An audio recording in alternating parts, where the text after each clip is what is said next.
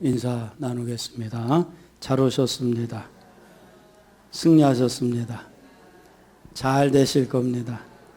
건강하실 겁니다. 자, 우리 하나님께 영광의 박수 돌리겠습니다. 자, 오늘은 신명기 강의 83강째입니다.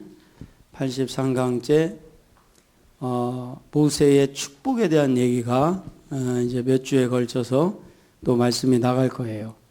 이제 신명기도 사실 거의 다 끝났습니다. 거의 다 끝나고 우리가 지난주까지는 모세의 그 마지막 노래에 대한 부분을 다뤘죠. 그런데 이제 오늘은 모세의 축복에 대한 얘기가 나와요. 오늘부터는. 그러면서 12지파를 다 이렇게 하나씩 축복을 해줘요. 그런데 이 축복을 해주는데 그냥 축복을 하는 게 아니라 그 축복에 근거가 있어요. 그래서 어느 지파는 왜 이런 축복을 주고 저런 지파는 저런 축복을 주고 하는 그 축복의 그 이유가 다 있습니다. 그래서 그 축복의 이유들을 보면은 아하, 이래서 저 지파는 저런 축복을 받고 저래서 저런 지파는 저런 축복을 받는구나 라는 것을 이해하시게 될 거예요. 그런데 이 모세가 축복한 대로 가나안에서 이루어져요. 그러니까 모세가 그거를 다 내다보고 있었던 거예요. 그러니까 우리도 오늘 이제 몇 주간에 걸쳐 나오는 이 신명기의 마지막 이제 모세의 축복 이야기가 지금 12지파에게 주는 얘기가 아니라 사실 우리에게 주는 얘기예요. 그래서 우리가 이 축복의 말씀을 잘 이해를 하면 우리가 그 축복의 주인공이 될 줄로 믿습니다. 자, 그러면 어떤 말씀인가 사모님 봉독해 주시기 바랍니다. 임종을 앞둔 모세가 마지막으로 하나님과 백성 사이의 중보자로서 이스라엘의 12지파에게 축복하는 내용입니다. 이 축복은 이스라엘을 향한 모세의 간절한 소망을 피력한 기도인 동시에 이스라엘을 향한 하나님의 구속 계획을 보여주는 예언입니다. 1절에서 4절은 서론으로 선포하는 축복의 내용의 근원이 하나님이심을 밝히고 있습니다. 5절에서 25절은 12지파에게 구체적인 축복이 주어지고 있습니다. 이들 각 지파에게 주어진 축복의 내용은 온전하지 못합니다. 각 지파마다 다르기도 합니다. 즉 이들 12지파가 함께 단합해야만 온전한 나라를 이룰 수 있다는 교훈입니다. 교회도 한 사람 한 사람의 지체가 되고 이 지체들이 하나로 뭉칠 때 온전한 교회를 형성할 수 있는 것과 동일한 이치라고 하겠습니다. 12지파가 각각 그 축복을 받는 게 달라요. 다른데 그런데 하나의 근거적인 조건이 있어요. 조건이 있는데 어떤 조건이냐면 12지파가 단합하고 있을 때 그 축복을 받는다는 거예요. 그러니까 우리가 교회에서도 마찬가지로 각자에게 그 축복이 있는데 그 축복이 언제 받냐면은 그 축복이 함께 할 때 축복을 받는다는 거예요. 함께 할 때. 이번에 어제가 아니라 오늘 새벽에 선교사님 한 분이 연락이 왔어요. 연락이 왔는데 이제 한번 좀 한국에 지금 나와 있는데 그 통역관이 없어서 자기가 통역을 하러 나왔대. 나오시면서 근데 지난번에 집회할 때 참여했던 그 선교사님인데 그래서 이제 한번 송구영신 예배 때 참석을 하고 싶다 그런 얘기를 하시더라고요. 그래서 그때 가만히 생각해 그때 오시면 제가 잘 섬기질 못해. 이게 교회가 이런저런 프로그램들이 많아서 그때 오시면 잘 섬기질 못할 것 같아서 언제까지 한국에 계시냐 그랬더니 언제까지 계십니다. 그러길래 그러면은 그 1월 달에 오시라고 1월 달에 한번 오셔서 이렇게 예배도 참석하시고 오후에 그 나라 선교 보고도 좀 해주십시오 그랬어요. 그랬더니 그렇게 하시겠다고 그랬어요.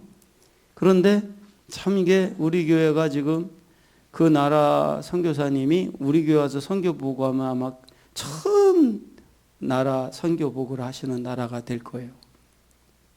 그런데 이렇게 참 우리 광식교회에 정말 세계 각처에서 예를 들어서 선교를 같이 연결돼서 지금 간접적이든 직접적이든 하고 있는데, 이것은 무엇을 말하냐면 나 하나 잘해서 되는 게 아니라 12지파가 합쳐진 상태에서 단합된 상태에서 축복이라는 거예요.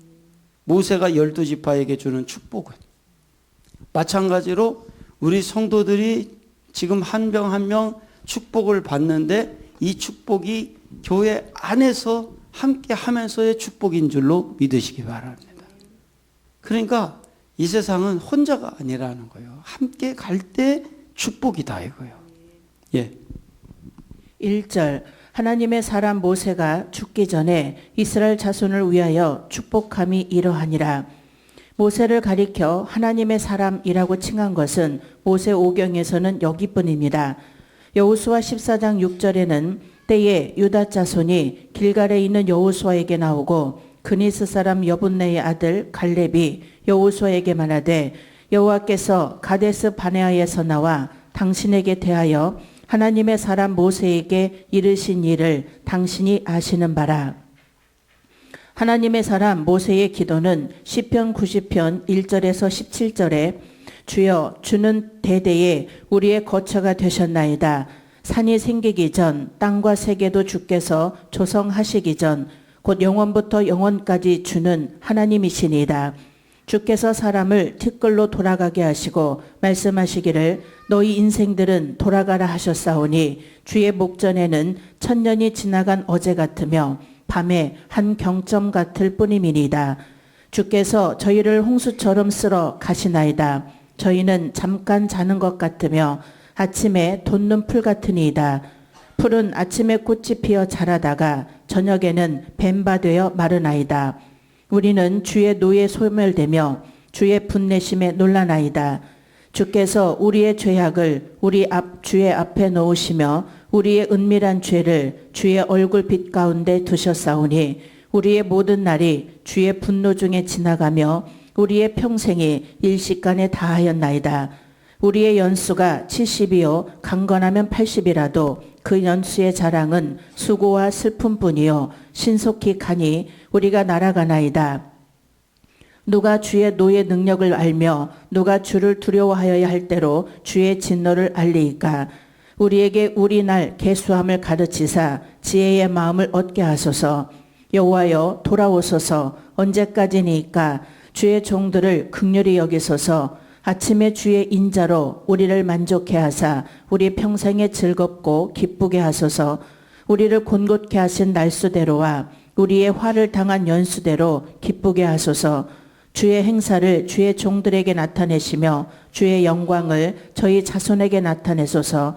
주 우리 하나님의 은총을 우리에게 임하게 하사 우리 손의 행사를 우리에게 견고케 하소서. 우리 손의 행사를 견고케 하소서. 하나님의 사람이라는 칭호는 선지자들과 왕 등 하나님의 특별한 종들에게 붙여졌습니다. 신약시대에 와서는 그리스도를 믿는 모든 성도들에게도 이러한 칭호가 주어졌습니다. 예. 그러니까 하나님의 사람 모세의 기도가 이제 시편 지금 읽은 90편에 나와 있는 말씀인데, 왜 하나님의 사람이라고 했느냐? 하나님의 이따금 하나님의 사람에 대한 말씀이 또 나오겠지만 하나님 말 그대로 하나님의 사람이었다는 거예요. 모세는 하나님을 너무너무 잘 알고 하나님과 함께 했던 사람이라는 거예요.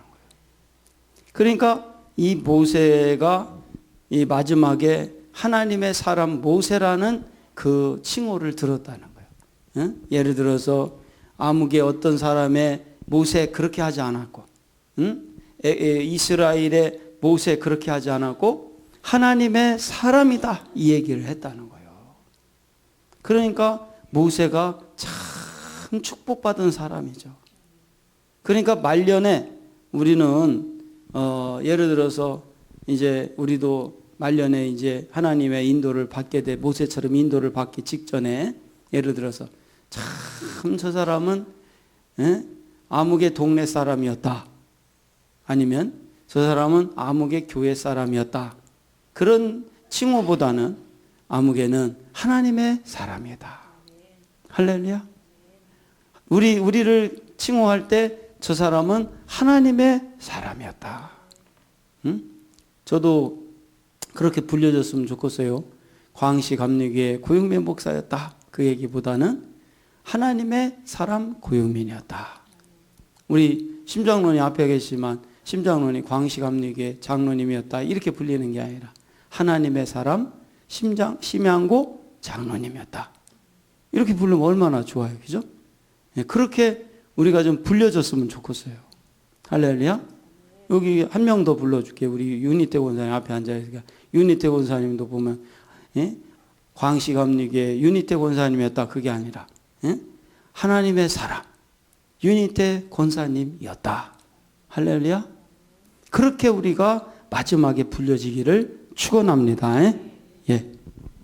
디모데전서 6장 11절에 오직 너 하나님의 사람아 이것들을 피하고 의와 경건과 믿음과 사랑과 인내와 온유를 쫓으며 고대 근동 지역에서 임종시의 유언은 결코 변개시킬 수 없는 강한 법적 구속력을 가지고 있었기 때문에 부친은 자기 아들들에게 모든 축복의 유언을 남기곤 했습니다. 모세도 하나님의 백성들에게 축복의 유언을 하고 있는데 그 내용은 이스라엘의 소망을 담고 있습니다. 예.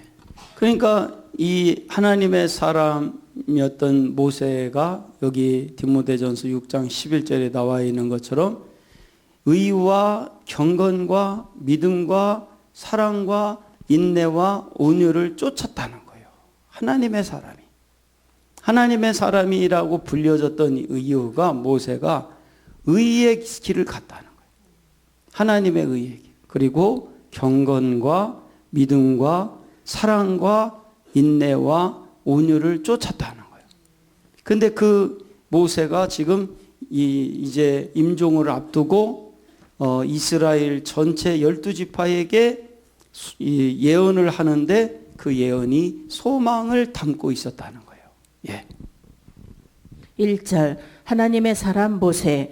이 표현은 모세의 위대성을 말해줄 뿐 아니라 이하 모세에 의해서 선포되는 축복이 전적으로 하나님께로부터 받아 선포되는 것임을 시사해 준다. 한편 이 하나님의 사람이라는 칭호는 구약시대에 있어서 하나님의 뜻에 따라 특별히 하나님의 사자로 고용된 자를 가리킬 때 사용되었다. 따라서 후에는 하나님의 말씀을 대언하는 선지자들에게도 이러한 수식어가 붙여졌을 뿐만 아니라 다윗과 사무엘 등 특별한 하나님의 종들에게도 역시 붙여졌다. 죽기 전에 축복함이 이러하니라. 죽기 전에라는 말은 선포되는 축복의 장중함과 엄숙함을 느끼게 해준다. 그리고 이하 언급되는 모세의 유언적 축복은 일종의 기도로서 예언적 성격을 띈다. 2절 일러스되 여호와께서 시내에서 오시고 세일산에서 일어나시고 바란산에서 비추시고 1만 성도 가운데서 강림하셨고 그 오른손에는 불같은 율법이 있도다. 이스라엘이 출애굽하여 가나안 땅에 이르기까지 이스라엘을 인도하셨던 하나님의 권능과 영광의 역사를 축약하여 시적으로 표현하였습니다. 2절 시내에서 세일산에서 바란산에서 비치시고 여기서 시내는 하나님께서 이스라엘과 언약을 맺고 그들에게 율법을 주시기 위해 친히 영광 중에 강림하신 곳인 시내산을 가리킨다. 그리고 세일산은 이스라엘이 모압 땅으로 들어오기 전에 통과했던 에돔인의 산지를 가리킨다. 마지막으로 바란산은 바란 광야의 고지대를 가리킨다. 따라서 본절의 이 표현은 시내산에 강림하신 하나님의 영광스러운 현현이 어찌나 장엄하고 장중한지 그 영광의 빛이 시내산에서부터 멀리 떨어져 있는 세일산과 바란산까지도 퍼져나갔다는 시적인 표현이다. 이와 유사한 표현이 드보라의 노래와 하박국의 기도 등에서도 나타난다. 예. 그러니까 그 하나님의 영광이 아주 사방으로 이제 퍼져나가면서 그 장엄함과 그 영광이 이렇게 퍼져나가는 것을 이제 표현한 거죠. 예. 1만 성도 가운데서 강림하셨고 이는 거룩한 자 1만으로부터라는 뜻입니다. 여기에서 거룩한 자는 천사로 해석하고 있습니다. 그리고 1만이라는 숫자는 정확한 1만 명이 아니라 수의 풍성함을 나타내는 말입니다. 즉 수많은 천군 천사 가운데서 강림하셨다는 표현입니다. 1만 성도 가운데서 강림하셨고 직역하면 거룩한 자란 천군 천사들을 가리킨다.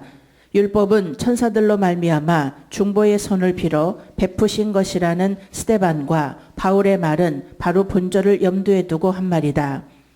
그 오른손에는 여기서 오른손은 하나님의 권능이나 통치권을 상징하는 말이다. 불같은 율법은 율법의 불이라는 것으로 탈굽역에선 그가 불 가운데서 쓴 율법을 우리에게 주셨다라고 번역하고 있다.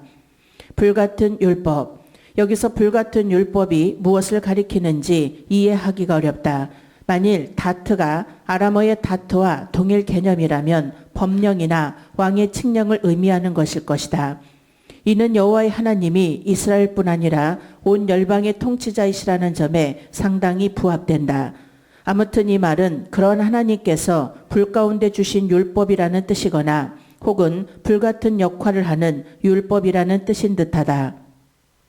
3절 여호와께서 백성을 사랑하시나니 모든 성도가 그 수중에 있으며 주의 발 아래 앉아서 주의 말씀을 받도다. 하나님의 의에 특별히 구별되어 선택된 이스라엘 백성들이 여호와께 속하여 그를 섬기는 것을 말합니다. 여호와의 오래 참는 사랑과 이스라엘의 온전한 섬김이 대단히 이상적으로 묘사되고 있습니다. 말씀을 받는다는 것은 저희 각자가 그 말씀을 듣고 일어난다는 뜻입니다. 주의 거룩한 백성들이 겸손히 주의 발 앞에 엎드려 그 말씀으로 인하여 하나님을 경외하고 기뻐하는 모습을 드러내고 있습니다. 그러니까 여기 나왔듯이 이런 12지파들이 지금 하나님의 말씀을 받았다는 거예요. 근데 하나님 말씀을 받았다는 것은 무슨 뜻이냐 그랬더니 그 말씀을 듣고 앉아 있었어요. 일어났어요. 일어났다는 거예요. 일어났다라는 얘기는 이제 앉아 있는 삶을 끝냈다는 거예요. 일어났다는 거예요. 일어나서 그 말씀으로 인하여 이제 행진을 하게 된 거예요. 그러니까 지금 이스라엘이 이런 축복을 받게 되는 것은 바로 하나님의 말씀을 받았기 때문에 그렇다는 거예요. 예. 3절 여호와께서 백성을 사랑하시나니 여기서 백성이란 시내산에서 주의 율법의 말씀을 받은 이스라엘 백성을 가리킨다. 그런데 원문에는 문장 초두에 또한 뿐만 아니라 라는 뜻의 불변사 아프가 나온다. 이 단어는 여기서 그렇다, 참으로 라는 의미로 쓰여 이스라엘을 향한 하나님의 사랑이 확실한 것임을 보여준다. 모든 성도, 여기서 성도는 1만 성도와는 달리 천사를 의미하는 것이 아니고 본절 초두에 언급된 백성과 동의어로서 하나님께서 택한 거룩한 무리인 이스라엘을 가리킨다. 그 수중에 있으며 이스라엘이 하나님의 소유임을 의미하는 말이다. 즉 하나님께서는 일찍이 시내산에서 이스라엘과 언약 관계를 맺으사 이스라엘은 자신의 소유, 제사장 나라, 거룩한 백성으로 삼으셨던 것이다. 주의 발 아래 앉아서 주의 말씀을 받는도다. 여기서 주의 발 아래 앉아서라는 주의 발자취를 쫓아로 번역될 수도 있는 말이다. 그러나 KJV나 NIV 그리고 몇몇 학자들은 개역성경의 번역과 같은 견해를 지지한다. 하지만 어느 쪽 해석을 취하여도 본문이 의도하는 바에는 크게 어긋나지 않는다. 왜냐하면 본절은 이스라엘이 시내산에서 겸손하게 하나님의 말씀을 받고 있던 장면을 시적으로 묘사하고 있는 것이기 때문이다. 그러니까 지금 나오고 있는 3절까지의 말씀은 이렇게 이스라엘 12지파가 축복을 받는데 그 축복을 받는 근원이 누구냐면 하나님이라는 거예요. 하나님에게서 축복을 받게 된다는 거예요. 자, 좀 더 나갈게요. 예. 4절 모세가 우리에게 율법을 명하였으니 곧 야곱의 총회의 기업이로다. 여호와께서 이스라엘에게 율법을 주시기 위해 시내산으로 영광스럽게 임재하셨는데 민족의 지도자 모세를 통해 율법을 명하셨습니다. 모세는 자신이 이스라엘 백성들과 동일한 존재로서 하나님의 명령을 받는 입장에 있음을 밝히고 있습니다. 이는 자신도 율법을 받아야 하는 회중에 속하였다는 것을 밝힘으로써 그 백성들로 하여금 율법에 순종하도록 하기 위함입니다. 야곱의 총회의 기업. 하나님의 율법은 이스라엘 백성들에게 있어서 기업과 같은 것으로 하나님이 허락하시는 모든 복이 율법을 순종할 때 주어지는 것임을 노래하는 것입니다. 4절, 모세가 우리에게 율법을 명하였으니, 이처럼 모세 자신이 스스로를 모세가라고 제3자로 칭하여 이스라엘 백성과 동일시하고 있음은 모세가 율법의 제정자가 아님을 분명히 보여준다. 즉 그는 하나님의 대리인으로서 율법을 전달하는 자였을 뿐이다. 예. 그러니까 모세도 이렇게 축복을 받고 가는 이스라엘 백성들과 같이 자신도 이제 말씀을 통해서 축복을 받는다는 거예요. 그러니까 그리고 이 말씀의 근원자는 모세가 아니고 하나님이라는 거예요. 그거를 지금 이야기하는 거예요. 예. 곧 야곱의 총회의 기업이로다. 여기서 야곱의 총회란 여호와의 회중인 이스라엘 백성 전체를 가리킨다. 따라서 율법이 곧 이스라엘의 기업이라고 한 것은 하나님의 자녀된 이스라엘 백성들이 하나님께로부터 물려받을 수 있는 가장 귀하고 보배로운 것이 곧 율법이라는 사실을 깨우쳐 주기 위함이었다.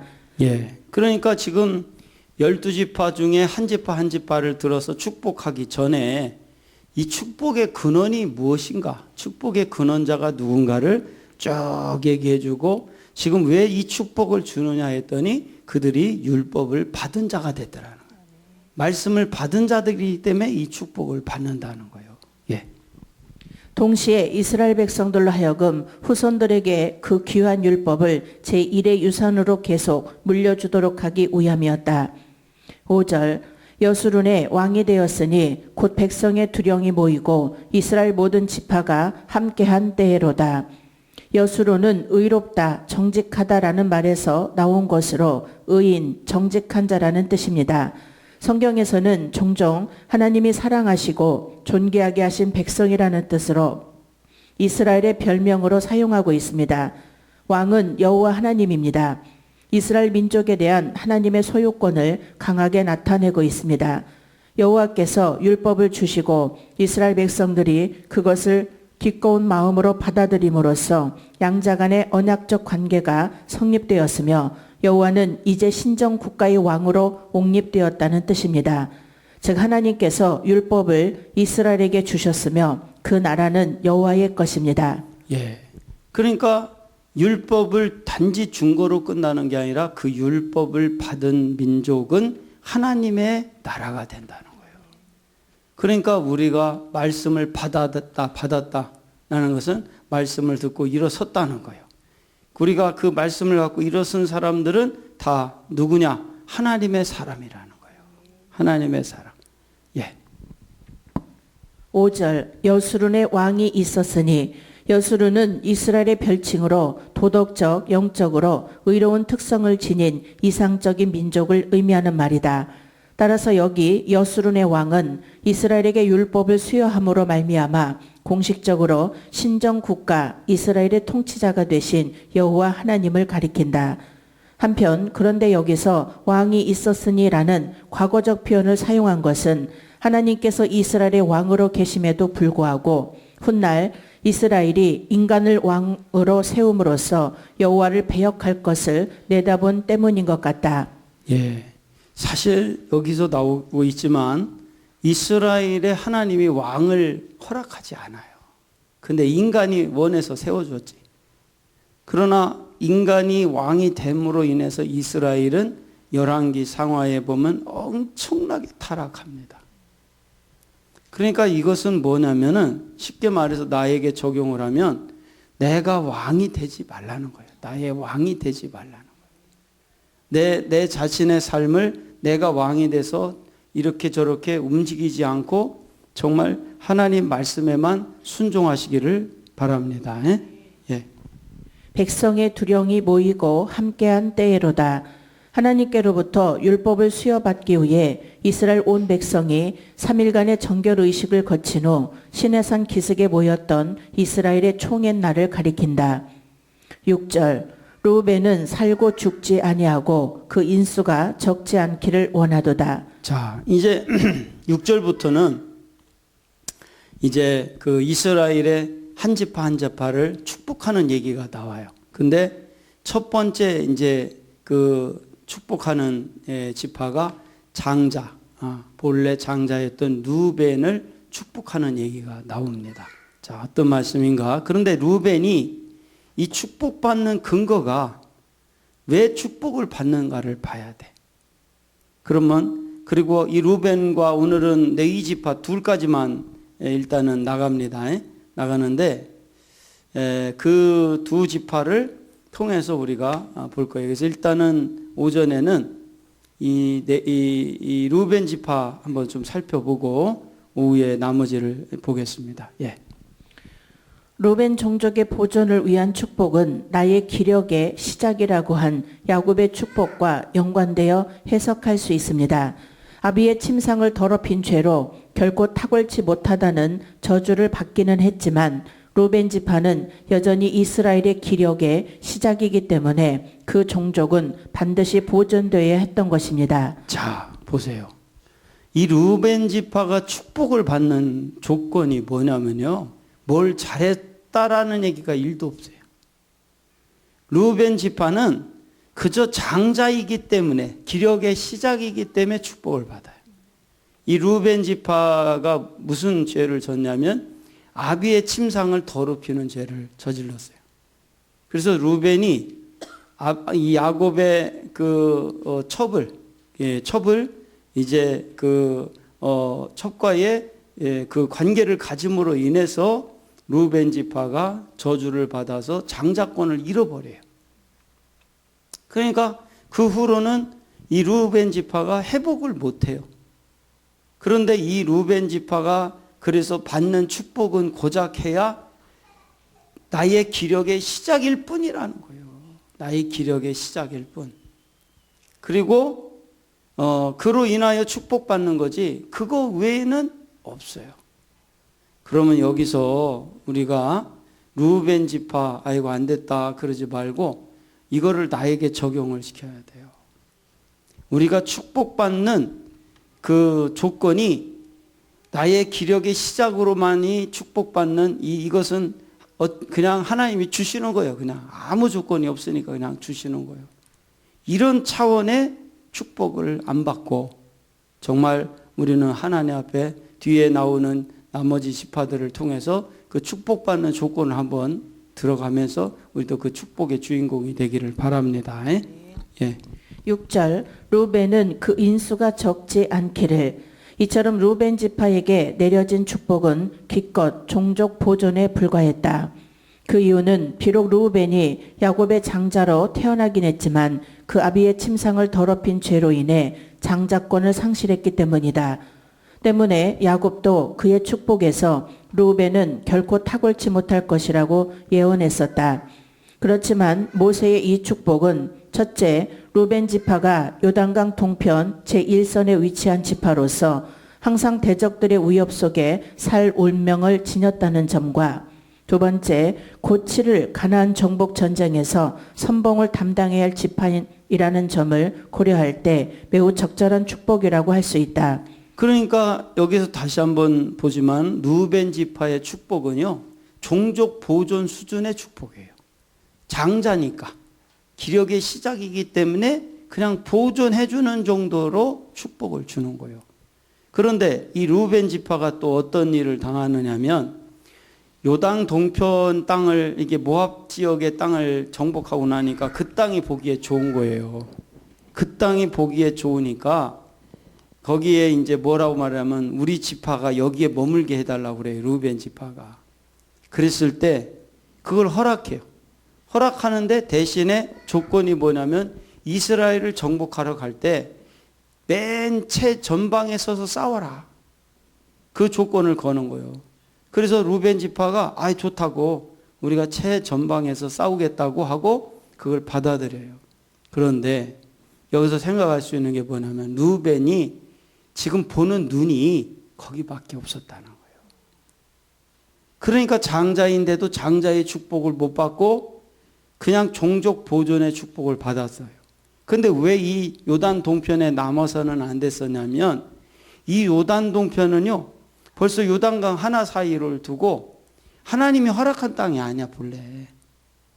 하나님이 허락한 땅은요 요단 동편이라 요단강을 건넌 서편이에요. 그런데 이 루벤이 그 요단 동편을 원했던 이유는 눈에 보기에 좋거든. 눈에 보이게 좋으니까 그 땅을 선택을 한 거예요. 그런데 그로 말미암아 어떤 일이 벌어졌냐면요. 끝없이 대적들의 침공을 받으면서 고통을 당해요. 그리고 결국은 이 요단 동편의 땅을 다 뺏겨버려요. 나중에는. 그러니까 이 루벤이 얼마나 그 영적인 축복의 눈이 없었는가를 알 수가 있는 거예요. 그러니까 우리가 축복의 눈이 이렇게 열려지도록 하나님 앞에 사모해야 돼요. 루벤 같은 눈으로 끝내서는 안 돼요. 그래서 이제 오늘 오후 시간에는 네이지파에 대한 얘기를 할 건데 이 네이지파가 사실은 네이지파가 야곱에게 처음에는요 저주를 받아요. 네이지파도 썩 잘한 게 없어요. 그 네이지파가 어떤 지파입니까? 제사장이 되는 지파지 않습니까? 그런데 네이지파는 루벤 지파와는 다르게 크게 공을 세워요. 그 공을 언제 세우냐면 시내산에서 금송아지 사건이 있을 때 하나님 편에 딱 서요. 하나님 편에 딱 서가지고 그 하나님을 저버리고 금송아지를 섬긴 사람들을 아비와 뭐 자녀 가리지 않고 싹 섬멸해 버리는 일에 앞장을 서요. 그때 하나님께서 네이지파를 축복해 줍니다. 대신에 야곱이 어떤 저주를 내렸냐면 너희 지파는 흩어질 것이다 라는 저주를 내려요. 근데 그 말대로 하나가 돼서 살지는 못하지만 전국으로 그 12지파를 향하여 제사장으로서의 흩어지는 일을 하게 돼요. 그러나 제사장으로서의 축복을 받아요. 그러면 우리가 이 12지파를 이제 몇 주에 걸쳐 다룰 건데 이 다루면서 우리는 과연 종족 보존 수준의 축복을 받을 것이냐? 응? 아니면 그 하나님이 12지파 중에 축복한 지파 중에 가장 큰 축복받은 지파가 유다 지파거든요. 그 유다 지파가 받은 축복을 또 다루게 되면 거기에 굉장히 큰 은혜가 또 있습니다. 자, 그러니까 이 루벤 지파는 눈이 없었다는 거예요. 그 영적인 축복의 눈이 없었어요. 그러니까 아버지의 이 여인을 함부로 건드렸고 또 지금도 그냥 또 루벤 지파가 요단 동편의 땅을 선택함으로 인해서 대적들의 끝없는 침공을 받는 고통을 겪고 그리고 이스라엘 전쟁 시에 가장 선봉에 서서 싸우는 그 고통을 또 당한단 말이에요. 그런데 선봉에 서서 싸웠다고 해서 유다 지파처럼 그렇게 축복받은 게 1도 없어요. 이미 조건을 다 치룬 거야. 선봉에 서서 싸워봐야 요단 동편을 땅을 얻는 조건에서 선봉에 섰기 때문에 그들에게 내려질 상이 없어요. 그렇다면 우리가 몇 주에 걸쳐서 나오는 이 12지파의 말씀을 통해서 우리가 지혜를 얻어야 돼요. 할렐루야. 어떻게 하면 되는가? 한번 쭉 살펴보기를 바랍니다. 예. 한편 일부 고대 역본들은 본절을 영적인 의미로 이해한다. 즉 루벤 지파로 하여금 다가올 세상에서는 악인의 죽음을 당하게 하지 마시고 영원한 생명을 누리게 하소서라고 해석하는 것이다. 한편 모세의 축도 중 특이하게도 시몬 지파에 대한 축복이 언급되지 않았다. 따라서 70인역은 본절을 루벤은 살고 죽지 않기를 그리고 시므온은 수가 많기를 이라고 번역하여 본절 후반부를 시므온 지파에 대한 축복으로 돌리고 있으나 어떠한 근거에서인지는 밝혀지지 않고 있다. 아무튼 모세가 여기서 시므온 지파에 대한 축복을 생략한 이유는 분명치 않지만 다음 두 가지로 추측해 볼 수 있다. 첫째, 시므온 지파는 유다 지파의 영토 내에 함께 거주할 것이므로 유다 지파의 축복에 동참된 것으로 여겨서이다. 두 번째, 시므온 지파는 야곱의 저주를 받은 후 그 죄악을 회개하기는커녕 오히려 거듭 죄악을 더하였기 때문에 그 책벌로서이다. 예, 어쨌거나 이렇게 그 시몬 지파가 축복을 받는 내용은 없는데 어쨌거나 이 두 가지 설이 있다는 거예요. 첫째는 이 시몬 지파는요 유다 지파 안에 거하게 돼요. 그렇기 때문에 유다 지파와의 축복을 그대로 받을 것이다라는 얘기가 있고, 또 하나의 설은 이 시몬 지파가 죄악을 더하였기 때문에 그랬다라는 얘기가 있어요. 그렇다면 시몬 지파도 그렇게 하나님 앞에 축복받을 조건은 없었다는 거예요. 예. 7절 유다에 대한 축복은 이러하니라. 일러스되 여호와여 유다의 음성을 들으시고 자, 이제 7절은 오후에 할게요. 오후에 해서 체크를 하시고 여기까지 오전 말씀을 전합니다. 이제 말씀을 정리하면은 축복의 근원은 하나님이다. 예? 그리고 이스라엘이 가나안 땅에 들어가기 전에 이미 다 이 모세를 통해서 축복이 예언된다. 그런데 왜 이렇게 축복이 예언될 수 있냐면은 아무 근거 없이 축복이 예언되는 게 아니라 지난 날의 시간 속에서 12지파가 어떻게 순종해 왔는가를 통해서 앞으로 다가올 축복이 예언된다는 거예요.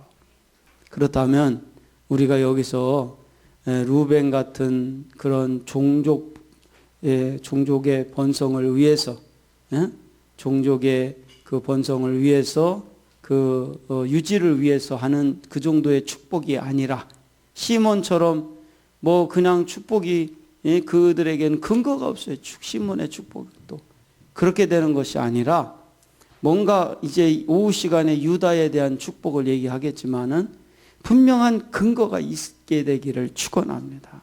그러자면요, 내가 어떻게 하면 축복을 받나 그 지혜를 여러분들이 구하기도 해야겠지만 가장 정확한 축복을 받는 비결은요, 내 감정이 어떻든 내 상황이 어떻든 그저 그날 주시는 하나님 말씀 갖고 순종하시기를 축원합니다. 그러면요, 그냥 그대로만 하면 하나님이 우리에게 축복을 줄 수 있는 역사가 일어나. 그러면 목사님 나 한 게 하나도 없는데요. 괜찮아요. 지금부터 하면 돼요. 오늘부터 우리 말씀대로 충성합시다. 그러면요, 하나님께서 여러분들의 앞으로의 미래를 열어주시는 거예요. 우리가 말로만 한번 따라서 합시다. 하나님, 말씀대로 순종해서 하나님의 준비된 축복 받게 해주세요. 이 말씀을 우리가 사모하고 가자는 거예요. 그래서 여러분들 한 주간도 주님의 말씀대로 순종해서 단지 그냥 어쩔 수 없이 축복받는 게 아니라 정말 먼저 오후에 유다 지파에 대한 얘기가 나오지만 그 유다 지파처럼 정말 축복받는 조건이 만들어져서 축복받는 역사가 임하기를 바랍니다. 기도하겠습니다.